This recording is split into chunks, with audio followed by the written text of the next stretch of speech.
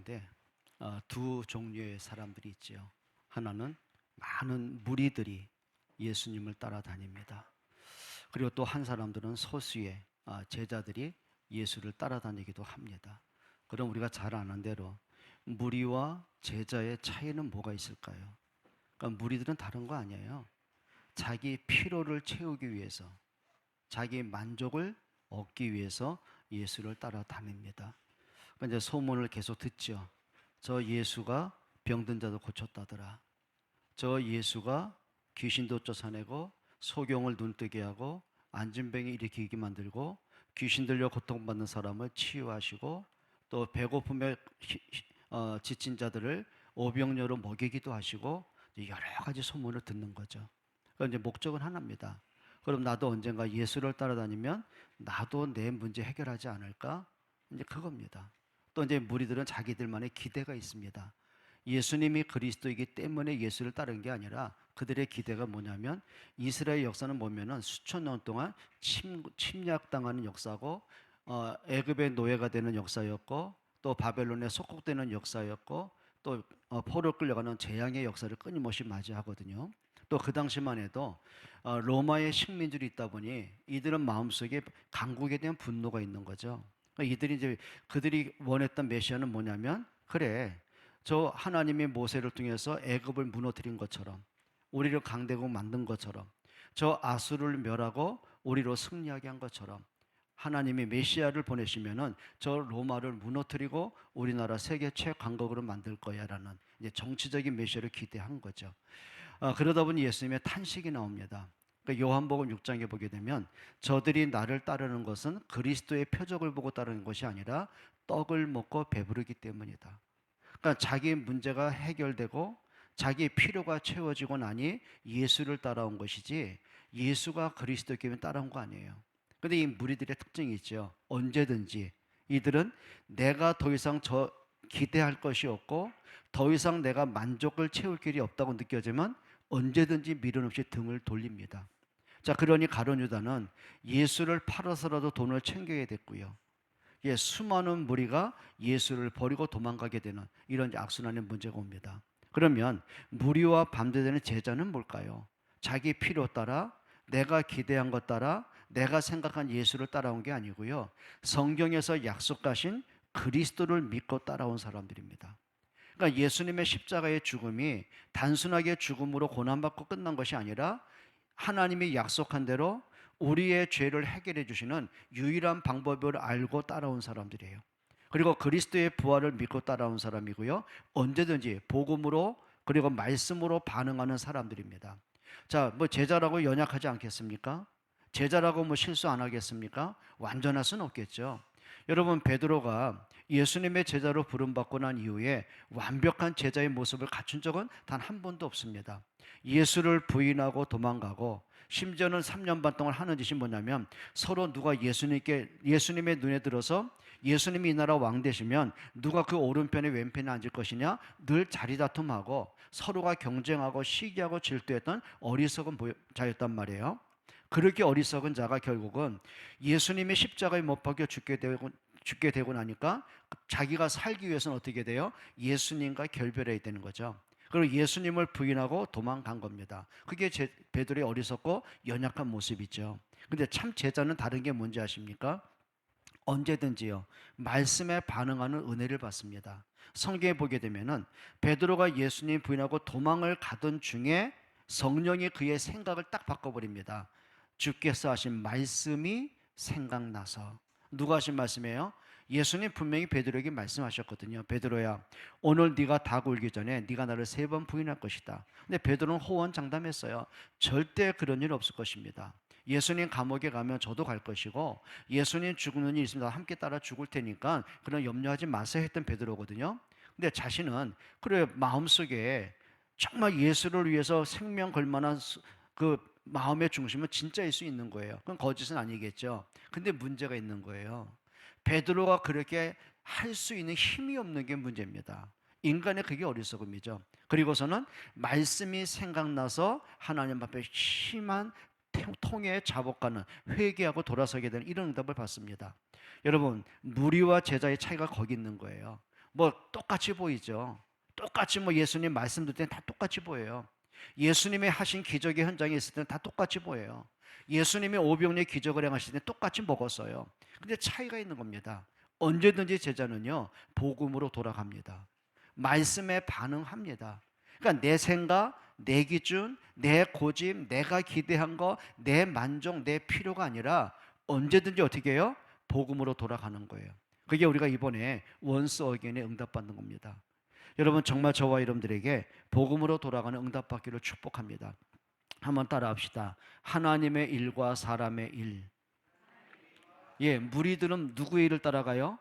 언제든지 사람의 일을 따라갑니다. 내가 본 것, 내가 보고 싶은 것, 내가 듣고 싶은 것, 내가 원하는 것, 내가 급한 것, 내가 필요한 것. 근데 늘 사람의 일 따라갑니다. 근데 제자는 그렇지 않아요. 하나님의 일을 따라갑니다. 복음 따라가는 사람들이죠. 오늘 성경에 보게 되면 첫 번째 한번 생각해 봅니다. 자, 베드로가 예수님을 향해서 주는 그리스도시요 살아계신 하나님의 아들입니다. 믿음의 고백을 합니다. 그때 예수님이 그 베드로의 고백을 들으시고 뭐라고 하죠? 참 네가 고백 잘했구나. 내 마음에 쏙 드는구나. 그런 말씀 안 하셨어요. 바요나 시몬아 네가 복이 있구나. 이를 알게 한 것은 네가 나를 주님으로 그리스도로 네가 고백하고 알게 된 것은 이건 사람이 가르친 게 아니고 하나님 아버지께 너에게 알게 하신 것이다. 그 말은 뭐죠? 하나님이 원하시는 건 딱 하나입니다. 그리스도로 우리에게 생명 주기 원하시는 거거든요. 자, 그렇게 축복 칭찬을 받던 베드로가 오늘 21절 한번 보시겠습니다. 이때가 어떤 때예요? 예수님을 그리스도라고 고백한 그때를 기준으로 예수님이 본격적인 사역의 말씀을 하시는 겁니다. 이때로부터 예수 그리스도께서 자기가 예루살렘에 올라가 장로들과 대제사장들과 서기관들에게 많은 고난을 받고 죽임을 당하고 제3일에 살아나야 할 것을 제자들에게 비로소 나타내시니. 자, 이전까지는 예수님이요 직접적으로 말씀하지 않았어요. 예를 들면 마가복음 10장 45절에도 예수님이 내가 십자가에 이렇게 고난받고 죽음을 당하고 그렇게 직설적으로 말씀하지 않았고요. 그냥 비유적으로 돌려서 말씀하셨거든요. 이렇게 말씀하시죠. 인자가 온 것은 섬김을 받기 위함이 아니다. 아니, 섬김하고 뭐 예수님 십자가의 죽음하고 부활하고 뭔 관계겠습니까? 그러니까 예수님이 그 말씀하는 거죠. 인자가 온 것은 섬김을 받기 위함이 아니에요. 오히려 섬기려 하고 많은 사람의 대속물로 주려 함이라. 그러니까 제자들이 그 말씀을 이해를 못하는 거예요. 뭐 많은 사람의 대속물? 아니, 구약에 그렇게 양과 소와 염소가 그렇게 희생의 대속물로 드린 적은 그거는 역사 속에 있었지만 예수님이 대속물로 이해는 못한 거예요. 그냥 예수님이 어떤 깊이 있는 교훈 하셨겠지 그 정도로 지나가는 겁니다.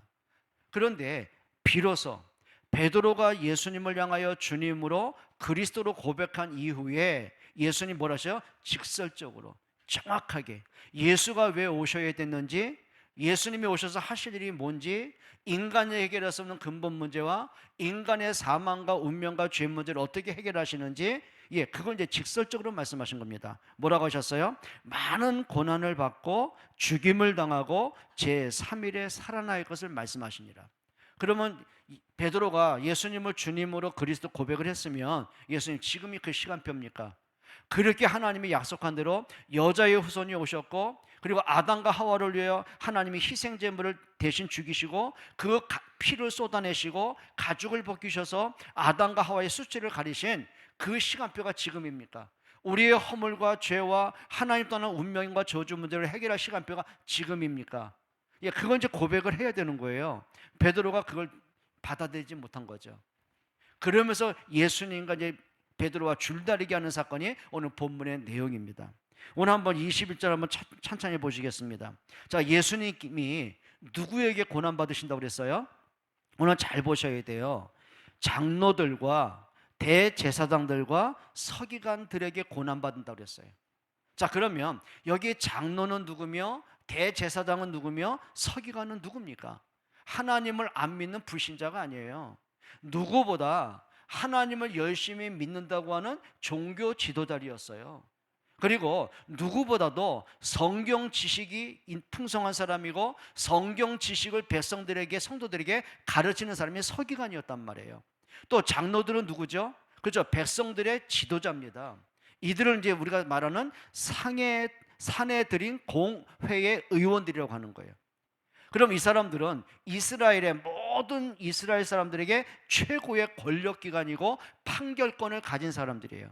예를 들면 대제사장이 사울이라는 청년을 부릅니다. 그리고 아예 공문을 줍니다. 어떤 공문이죠? 즉석 처형권. 네가 예수 믿는 사람을 현장에서 잡으면 네가 죽이든지 감옥에 가두든지 그 너에게 권한으로. 그래서 뭐죠? 그걸 준 거예요. 공문을 줬다고 했거든요. 그만큼 판결권이 있고, 그리고 사람을 죽일 수도 있는 사형권을 가진 사람이 오늘 사내들인 공회 의원이란 말이에요. 그러면 대제사장 누구죠? 그렇죠. 제사장 가운데 최고의 지도자 대제사장입니다. 자, 그런데 이 사람은요, 하나님 앞에 공적인 사역 가운데 뭐한 사람이에요? 희생 제물을 드립니다. 그리고 대제사장만 성소가 있고 지성소가 있잖아요. 그럼 지성소에는 제사장들이 들어갈 수가 없어요. 그래서 단 한 사람이 들어갑니다. 바로 대제사장이 들어갑니다. 그것도 매일같이 원하는 시간에 들어가지 않습니다. 1년에 한 번 정해진 날이 있습니다. 그걸 대속죄일이라고 합니다. 그러면 여러분에게 여러 번 말씀드렸잖아요. 대속죄일 날 2마리의 염소를 이제 선별합니다. 어떤 염소죠? 한 마리 이름을 뭐냐면 지칭을 아사셀 염소라고 합니다. 두 번째 이름은 뭐라고 했죠? 여호와를 위한 염소라고 했습니다. 자, 그 아사셀 염소는 뭐냐면 내어 보냈다 그 말이에요. 어디로 내어 보냈을까요?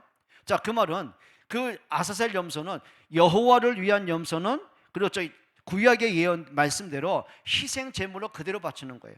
그 목을 따서 피를 쏟아냅니다. 몸통을 불살르죠. 그 받아낸 피를 가지고요, 성소 다음에는 지성소에 들어갑니다. 그것도 1년에 단 한 번 대속죄일 날. 언약궤 옆에 속죄소가 있어요. 그 속죄소에 양의 피를 뿌립니다. 그러니까 하나님이 그걸 주시는 메시지죠. 대속죄일 날 대제사장의 손으로 뿌려진 그 피 때문에 내가 너의 죄를 사한다라는 하나님의 약속이에요. 그런데 양의 피가 죄를 사하는 능력이 아니잖아요. 그럼 구약에는 하나님이 주시는 메시지입니다. 봐라, 이 염소의 피로 내가 너의 죄를 사한 것처럼 그리스도의 십자가의 그 흘린 피로서만 너희가 죄를 사하는 것이다 그 말이거든요. 그럼 대제사장이 1년에 한 번 대속죄일 날 그것도 지성소에 들어가서 속죄소에 피를 흘려가면서 하나님이 약속하신 예수 그리스도의 그 언약을, 십자가의 언약을 받아놓고도, 근데 이 대제사장이요, 그리스도를 대적하는 데 앞장서요. 이유가 뭔지 아십니까? 자기 기득권을 지키기 위해서요. 자, 한 번은 예수님이 성전에 올라가고 나니까 어떤 광경이 벌어져요? 그래요. 성전에서 양을 팔고 비둘기 팔고 동전 바꾸고 이런 사람들이 성전에 차지를 다 한 거예요. 이게 뭔지 아세요? 성경 구약에는 희생 제물을 드리려거든요, 아무거나 못합니다. 그냥 눈 감고 아무거나 양 한 마리, 비둘기 한 마리 갖고 하는 게 아니라 그 중에 흠이 없는 것, 그걸 명령하셨단 말이에요. 그런데 이 대제사장이 자기 수하에 있는 제사장들에게 지시를 하는 겁니다. 그 심사권과 결정권을 누가 갖냐면 대제사장이 갖는 거예요.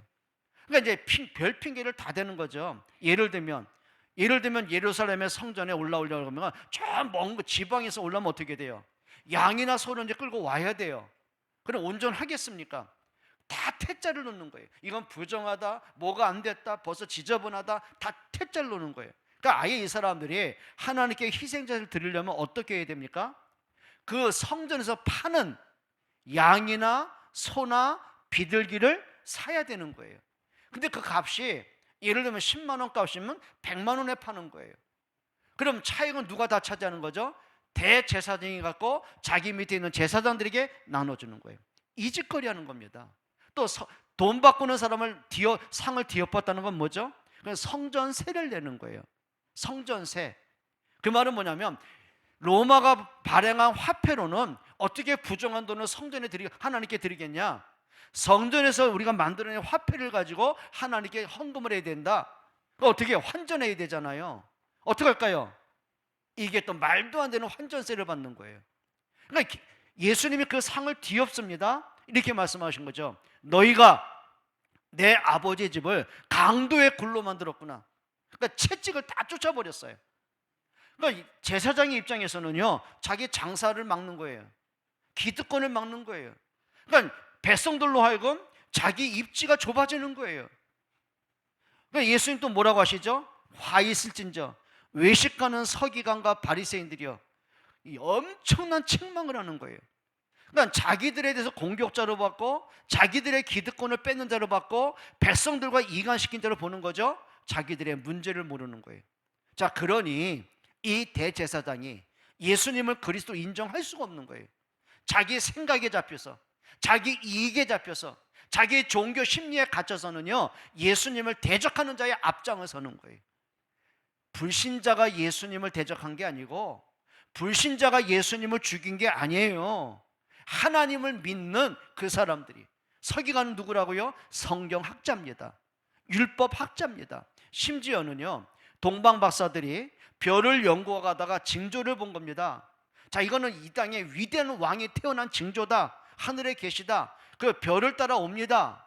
예루살렘까지 인도받아 왔는데 별이 온데간데 없이 사라진 거예요. 그러니까 급하니까 헤롯 왕궁에 찾아갑니다. 이렇게 말합니다. 이 왕이 태어난 것을 우리가 찾아왔는데 별을 찾을 길이 없다. 그러니까 헤롯이 누굴 부르죠? 서기관들을 불러들여요. 이렇게 말합니다. 이 왕이 어디서 태어난다고 성경에 예언되어 있느냐? 그러니까 서기관들이 치치 없이 말합니다. 유대 베들레헴 땅아, 네가 지극히 작지 아니하도다.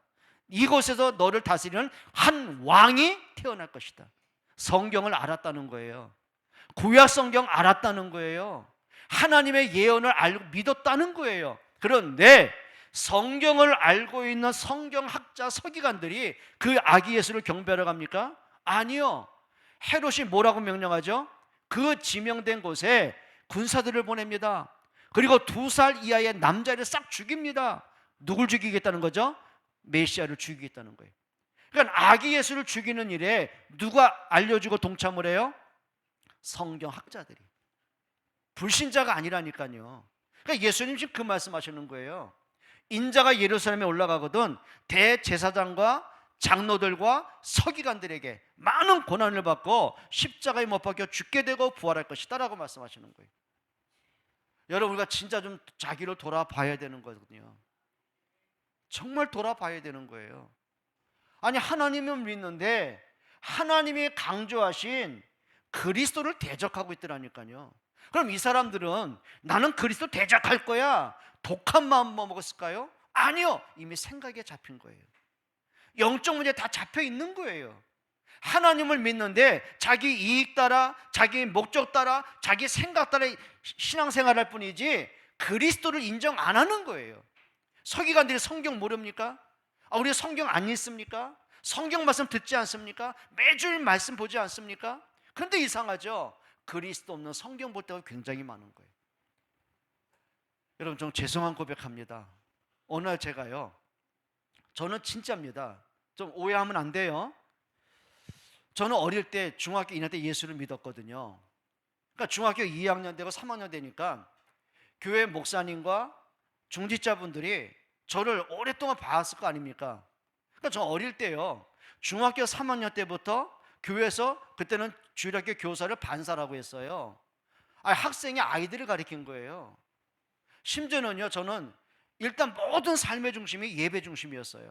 저는 어릴 때 중학교 1학년 때 예수 믿고 나서 어떤 마음인지 모르겠어요. 교회 가는 게 그렇게 좋더라고요. 교회에 있는 게 너무 행복하더라고요. 예배 드리고 말씀 듣고 교회에서 기도하고 성경 보는 게 그렇게 좋더라고요.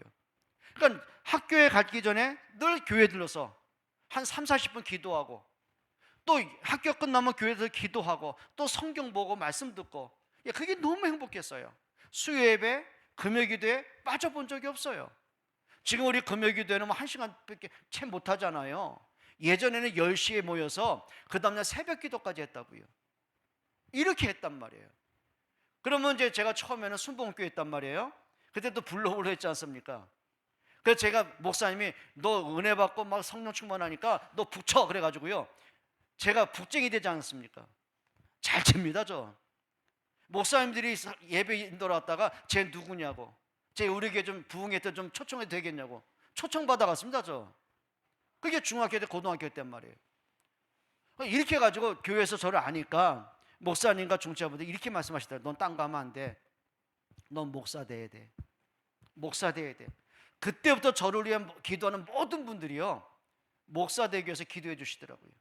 그때 하나님께 서원 기도했어요. 하나님, 저 목사 되겠습니다. 왜 여기까지 왔지 내가?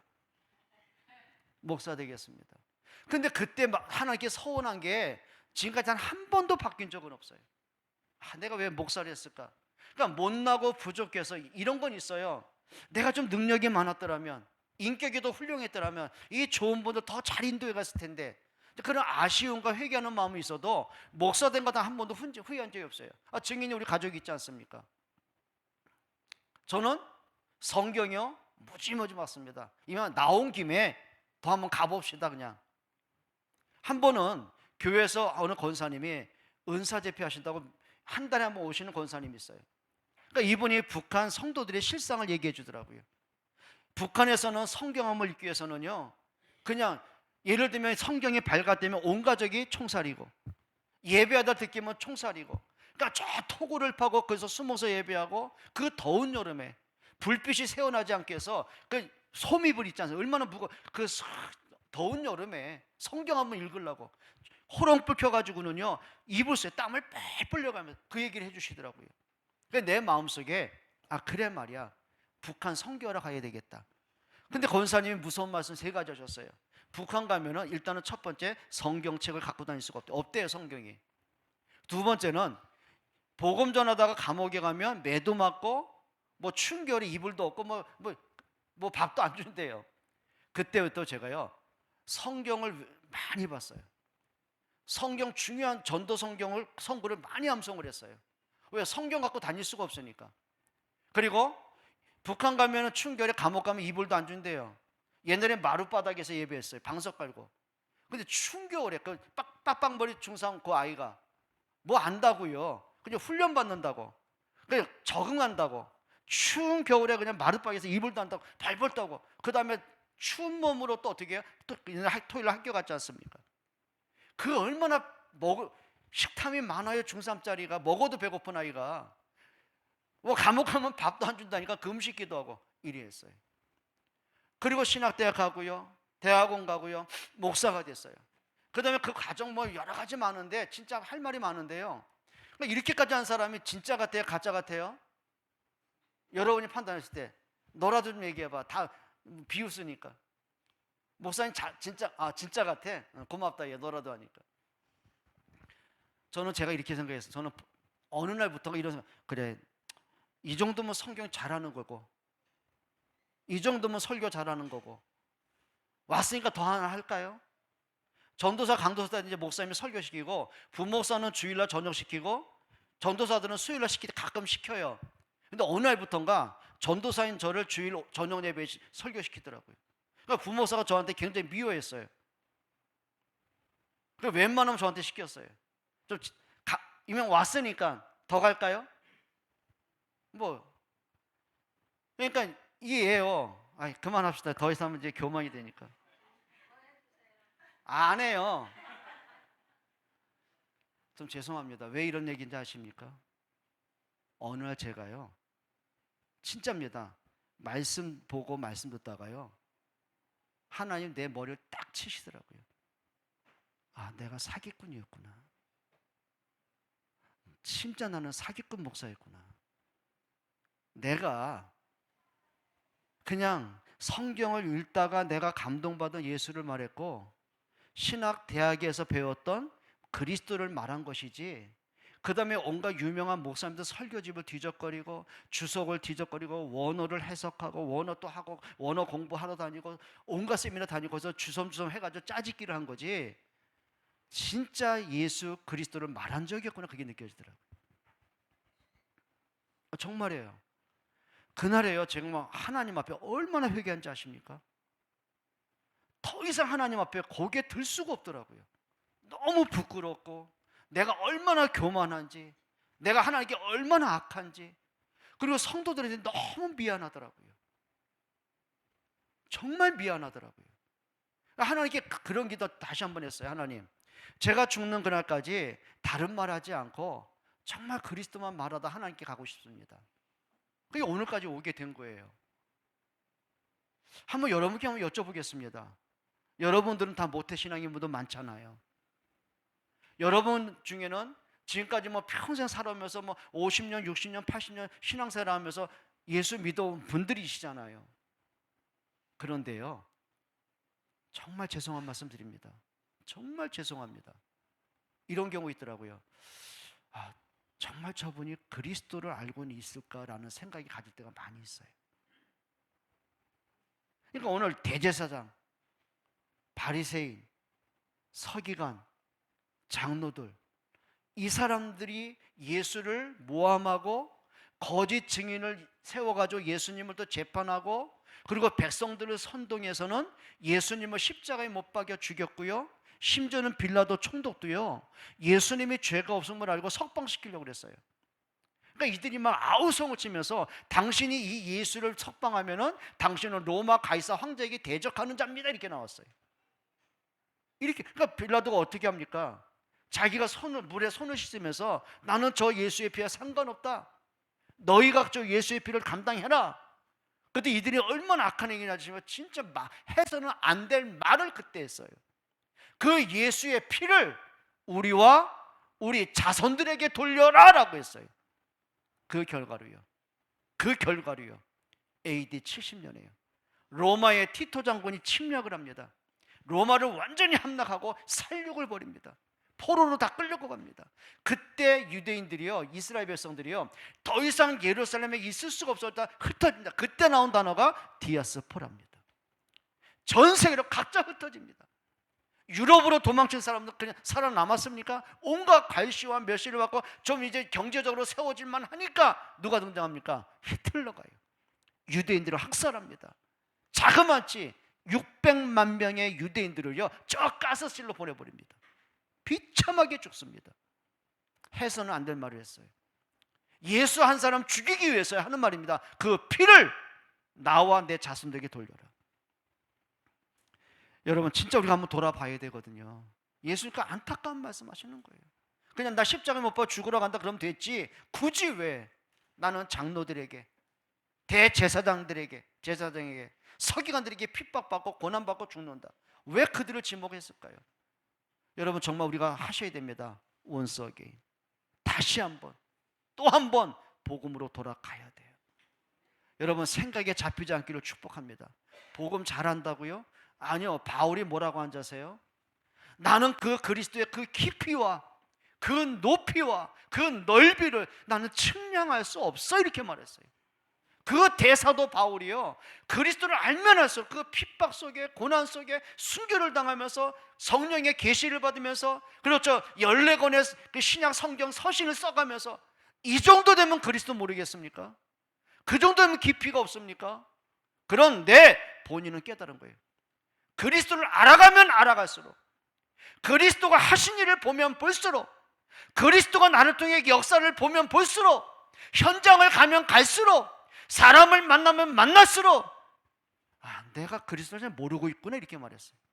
그 깊이를 나는 측량할 수가 없다. 근데 우리는 너무 교만해요. 그렇죠? 여러분, 기억하시기 바랍니다.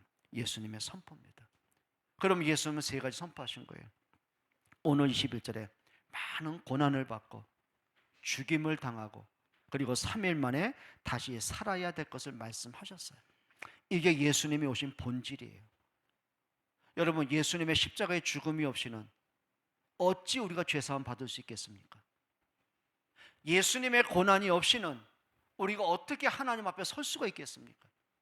예수님의 부활의 능력이 아니고는 어떻게 우리가 생명을 얻을 길이 있겠습니까? 이것 때문에 예수가 오셔야 되고, 그것 때문에 죽으셔야 되고, 그것 때문에 부활하셔야 되는 거예요. 여러분, 복음의 본질로 돌아가기를 축복합니다. 그리스도께로 돌아가기를 축복합니다. 정말 그러셔야 돼요. 근데 이 문제가 두 번째입니다. 그 말씀을 듣는 베드로의 반응이 나옵니다. 항변을 뭐라고 한지 아십니까? 22절 한번 보시죠. 베드로가 예수를 붙들고 항변하여 이르되 주여 그리 마옵소서, 이 일이 결코 주께 미치지 아니하리이다. 여기 잘 들어보셔야 돼요. 그러니까 한글 성경에는 이렇게 표현할 수밖에 없어요. 근데 헬라 원어 성경에는 적나라합니다. 예수를 붙들고 항변했다. 어떤 의미인지 아세요? 베드로가요, 마음속에 막 낙심과 절망과 마음의 분노가 일어나는 거예요. 그러니까 예수님을 붙들었단 말은 뭐냐면 사정을 한 게 아니에요. 예수님은 등을 밀쳤다는 거예요. 항변이 뭔지 아십니까? 꾸짖고 다그치고 책망하고. 아니, 베드로 지가 감히 예수님을 그렇게 할 수 있어요. 그게 뭐냐면 베드로가 순간 자기 정신이 아닌 거예요. 왠지 아세요? 자, 베드로는 예수님의 부름을 받을 때 배와 그물을 다 버렸습니다. 뒤돌아서지 않도록 모든 걸 자기는 스스로 차단하고 예수님께 왔습니다. 예수님을 따라다니다 보니까는 큰 기대심이 살아납니다. 야, 저렇게 능력 있는 분이, 저렇게 백성들에게 덕망이 있고 존경받는 분이 우리의 왕이 되어준다면, 야, 로마로부터 독립할 수 있겠구나. 큰 기대가 있었어요. 거기다가 베드로는 신분이 낮은 천민계급이었어요. 늘 무시받는 게 세상 부당성에 그 마음속에 막 분노가 있었어요. 근데 기대가 뭐냐? 예수가 왕 되면 성공할 수 있겠구나. 내가 신분이 상승할 수 있겠구나. 그 기도예요. 또 평생 어부로 살다 보니 먹고 사는 게 너무 고달퍼요. 근데 예수 제자가 되고 보니까 먹고 사는 문제 고민거리 없어졌어요. 오병이어로 5천 명 먹이고 12관절이 남기고 이런 기적을 행하시는 분이 우리의 왕이 되어준다면 내가 좀 형편이 나아지겠구나. 그게 큰 기대였어요. 그런데 자기의 기대와는 정반대로 말씀하시는 거예요. 그러니까 예수님이 십자가에 못 박혀 죽고 부활한다. 그러니까 관심 없어요. 나는 베드로의 관심 그거예요. 내가 원하는데 당신은 왕 돼야 됩니다.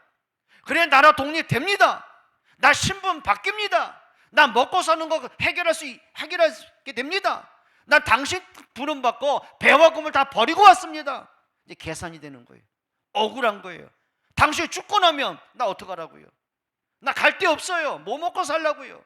그게 뭔지 아세요? 확 잡히는 거예요. 생각에 잡히고 문제에 잡히고 기대가 무너지고 낙심이 되는 거예요. 그러니까 분노가 나오는 거예요. 그러니까 예수님을 붙들었어요. 밀쳤어요. 그리고 꾸짖었어요. 다그쳤어요. 책망했어요. 여러분, 우리도 그럴 때가 많더라고요. 여러분, 나도 제가 그럴 때가 있더라고요. 하나님, 나 목사로 세웠으면 하나님 책임져야 되잖아요. 옛날에 한참 이렇게 3층 슬라브인데 조그만 교회 개척 처음이었습니다. 얼마나 더운지 슬라브니까 여름에 숨이 막 선풍기를 트는데요, 막 더운 바람에 숨이 턱턱 막혀요. 그리고 기도하고 내려오는데 밑에는 1층에 치킨집이 있어요. 야, 치킨집 앞에 가는데요, 그냥 지나가는데요, 에어컨 바람 얼마나 빵빵 틀었는지 추웠는지 문 열어, 그 시원한 바람 나오라고. 원망되더라고요. 하나님, 치킨집도 저렇게 시원한데 아니 당신을 향해 예배하는 교회가 이렇게 더워 되겠습니까? 에어컨도 안 줍니까? 이게 미친놈의 기도가 나오더라고요. 원망되더라고요. 그러니까 하는 말이, 야, 목사가 치킨 사장보다 못하구나. 초라하고 참 내가 불쌍해지고 순간 그리스도가 없더라고요. 뭐 때문에요? 육신적인 문제 하나 때문에. 그게 목사의 수준입니다. 양심껏 대답하세요. 목사님, 해봐요. 목사님, 전 더 해요. 뭐 안 그런 척하고 그렇게 앉아있냐. 내가 볼 땐 더 하더만. 그래, 그럴 때 많아요. 내 생각하고 안 맞으면, 내가 기대한 대로 안 되어지면 그리스도가, 어떤 처녀 그리스도가 나버리고 그러더라고요. 지금 베드로가 그겁니다. 당신이 죽으면요, 나 뭐가 돼요? 당신 끝까지 살아야 돼요. 자기를 위해서 예수가 존재한 거지 그리스도 때문에 내가 필요한 존재가 아니더라고요. 여러분, 생각 바꾸기로 축복합니다. 나를 위한 그리스도가 되면 안 돼요. 내 만족을 줄 그리스도를 찾으면 안 돼요. 내 필요를 채워줄 그리스도를 찾지 마시고요, 그리스도 안에 있는 나를 찾아내세요. 그러니까 바울은 뭐라고 했어요? 그리스도 안에 있는 나 바울은 그랬어요. 그리스도 안에서. 그리고 22절에 그리 마옵소서. 쓸데없는 말하지 마십시오, 그 말이에요. 다시는 내 앞에서 중단 말하지 마십시오, 그 말이에요. 여러분, 우리가 말씀을 들을 때 그럴 때 많잖아요. 분명히 예수님의 말씀이에요. 예수님이 분명히 말씀하셨어요. 십자가의 죽음과 부활을 말씀하셨어요. 아멘을 안 해요. 왜? 그건 나하고 내가 원하는 거 아닙니다. 대다수의 만사에 말씀 듣다가 막 인상 쓰고 마음은 다치고 시험 들고 거의 그럴 때 많죠. 왜요? 내가 듣고 싶은 메시지가 있잖아요. 또 목사는 정말 기도하다가 하나님이 나와 교회와 성도들에게 주신 메시지가 있잖아요. 말씀 앞에 서기를 축복합니다. 아멘 해야 끝나지. 처음에 나 메시지 할 때는 딱 10분만 설교하려고 썼는데 어제 수련회 마치고 다 11시, 12시 넘어왔잖아요. 피곤할까다 해서 끝나려는데 안 하니까 길어지네. 내가 미쳤네. 마지막 세 번째입니다. 예수님의 반응입니다. 23절 읽어봅니다. 예수께서 돌이키시며 베드로에게 이르시되 사단아 내게로 물러가라. 너는 나를 넘어지게 하는 자로다. 네가 하나님의 일을 생각하지 아니하고 도리어 사람의 일을 생각하는도다. 지금 예수님이 베드로에게 뭐라고 하세요? 사탄아 그랬어요. 이 말씀할 때 예수님이 웃으면서 하진 않았을 거예요. 정색을 했을 거예요. 사탄아. 그럼 베드로가 사탄은 아닐 텐데, 그죠? 근데 왜 예수님이 베드로에게? 그럼 베드로가 사탄이 아니에요. 중요한 게 있습니다. 여러분, 사단이 하는 짓거리 가운데 최악의 짓거리가 뭔지 아십니까? 우리 속에 자꾸 복음을 변질시키는 겁니다. 우리 속에 자꾸 복음을 빼내는 것입니다.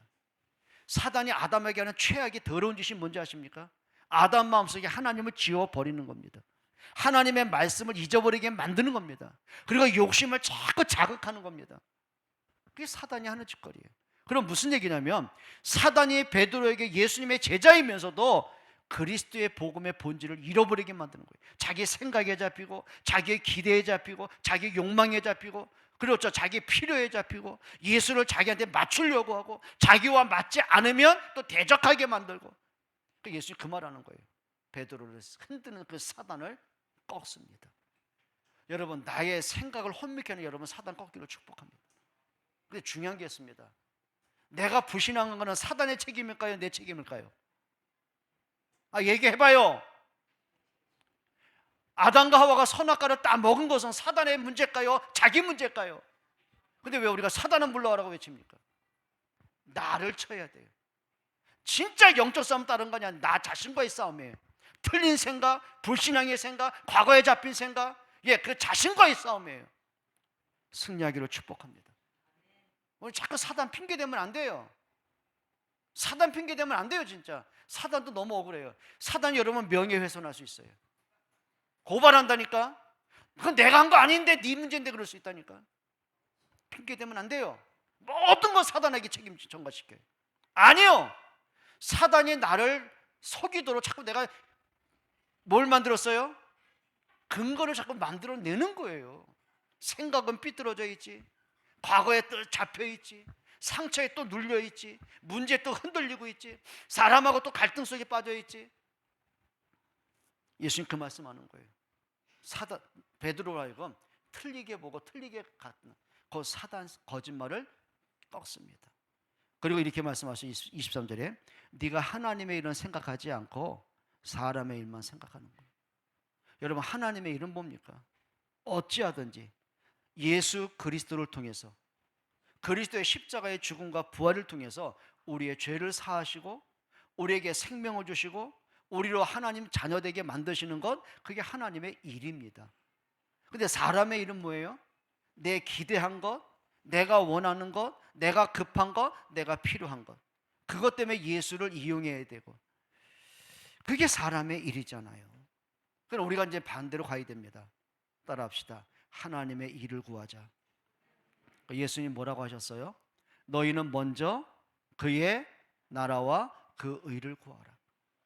여러분, 하나님의 일을 보기를 축복합니다. 그리고 24절에 말씀합니다.